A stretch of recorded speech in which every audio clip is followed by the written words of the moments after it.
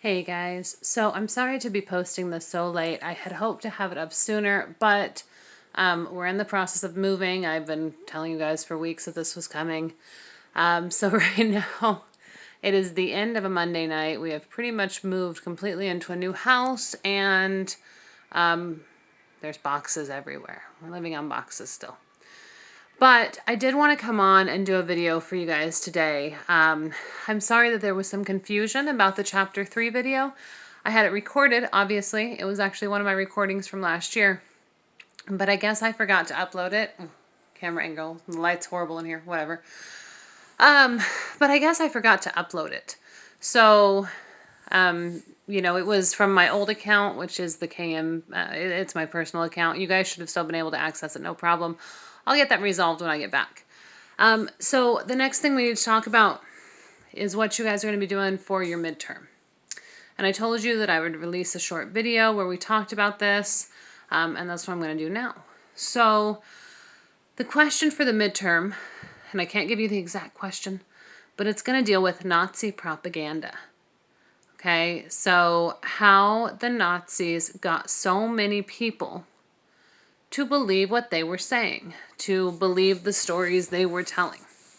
All right, so that's going to be the question that you guys are answering. Now, there's a few things I want you to consider. Okay, and for one, I'm going to let you guys know this. It's going to be 2 paragraphs. Okay, the essay question is going to be, it's going to be a 2-paragraph CRQ. And I'm going to ask you to consider different groups of people who were affected by the Holocaust. For example, the Jewish people, the German people, and even the rest of the world, the rest of Europe, the rest of the Americas, all the people who wound up getting involved in World War II because of this.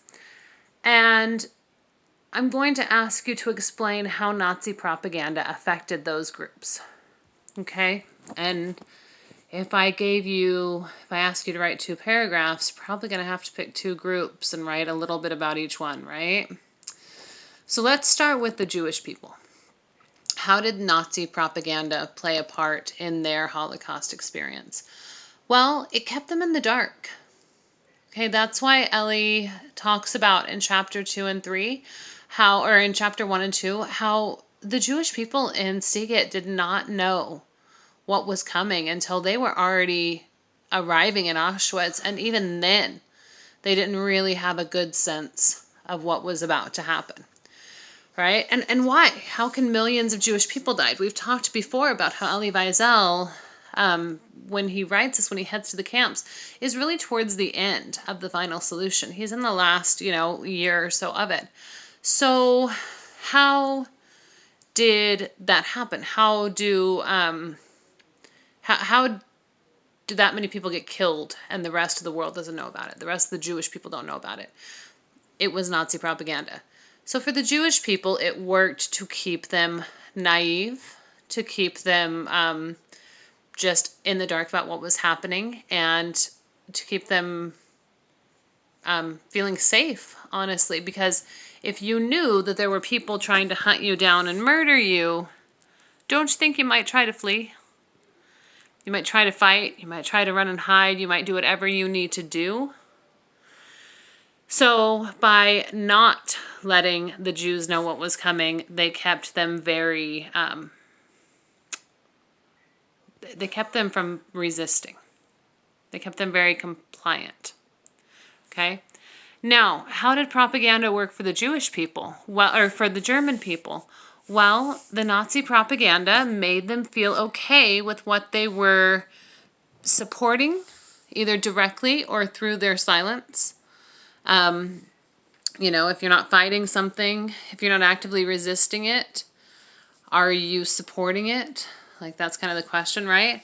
So if you're telling the German people, and this is like what we saw in The Boy with the striped pajamas, is that if you tell them that it's nothing that bad, that they're not being killed, they're just going to a camp, it's all safe, it's a separate little community, everybody's happy, and that's the story you tell, then people are okay with that. And that's what they saw. People were okay with that. Okay?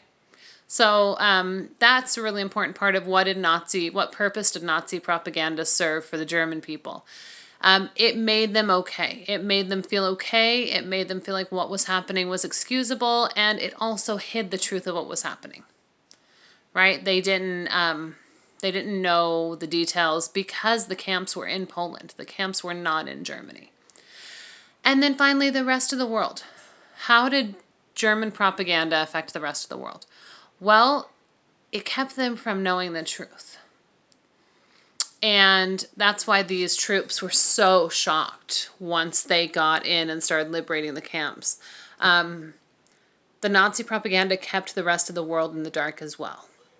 They knew there was some anti-Jewish stuff. They knew they were anti-Semitic. They knew about the camps, but every time they'd sent people to see it, the camps looked great. They were cleaned up, the ghettos were cleaned up, and they all looked fantastic. So, that was what it did to the rest of the world. It kept the rest of the world from knowing and from trying to fight against it, because there's that moral obligation to fight against the mass murder of thousands of millions of people. Okay, so that's a little bit about how Nazi propaganda served to, impact different groups during World War II. What I think would be a great idea for you guys to do now, because we're about 6 minutes in, 6.5. What I think would be a great idea for you guys to do now would be to do one of two things.